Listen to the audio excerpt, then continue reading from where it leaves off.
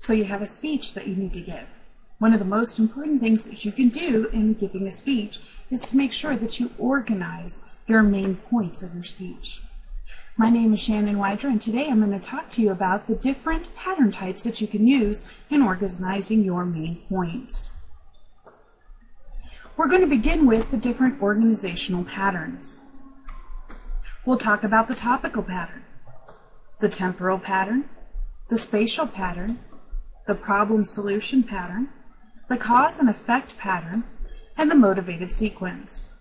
Now, while you may be looking at some of these patterns and be able to quickly identify what speech topics might fit where, there are some that you may not as easily be able to identify.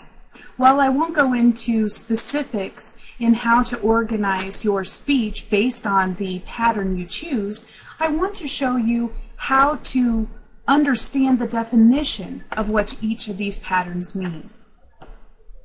To begin with, the topical pattern.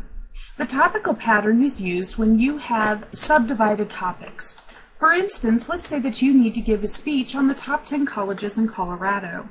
What you may decide to do is to list each one of those colleges and how the criteria came about to make them the top 10 colleges in Colorado. You might even choose the topical pattern if you're going to be providing a speech or giving a speech on famous children's books. Next is the temporal pattern.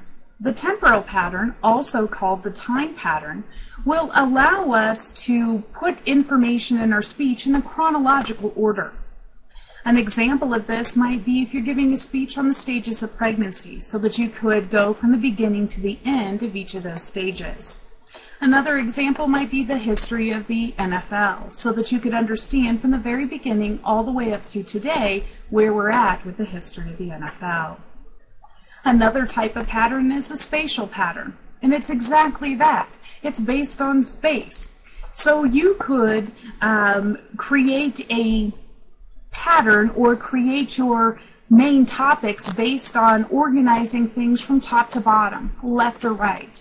This is also useful when you are giving a structure of a place, an animal, or an object, so that people understand its relation.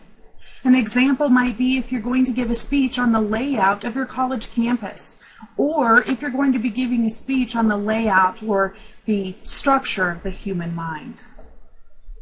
Problem-solution pattern. I'm sure in the beginning this is one when you understood what type of speech topics would fall into this pattern. It's very useful in your persuasive speeches. So when you identify that there's a problem and you are able to then provide the solution to whoever you are giving your speech to. The cause and effect pattern. Again, probably another one of those patterns that as we went through in the very first slide and understanding the 6 different patterns we could choose from, this may be one that you were able to identify with. You can show the connection between items. So, for example, why are so many adult children still living at home? So the cause is, or the effect is, that there are so many children still living at home. What could be the cause of this? Well, perhaps it could be the economic crisis, or the lack of jobs, or the lack of education that the adults may have, and therefore they're still living at home. Motivated sequence. I like the motivated sequence. First, you got to grab the attention. Grab the attention of your audience so that you can address the need that you're speaking about. Then you're going to go into the satisfaction of that need. Help your audience to visualize what you're speaking about. And finally, let them know how they need to take action. The motivated sequence might be something that you would use, for example, in selling a product. In conclusion, we've identified the basic outline patterns that you can use in helping you to organize the main topics of your speech.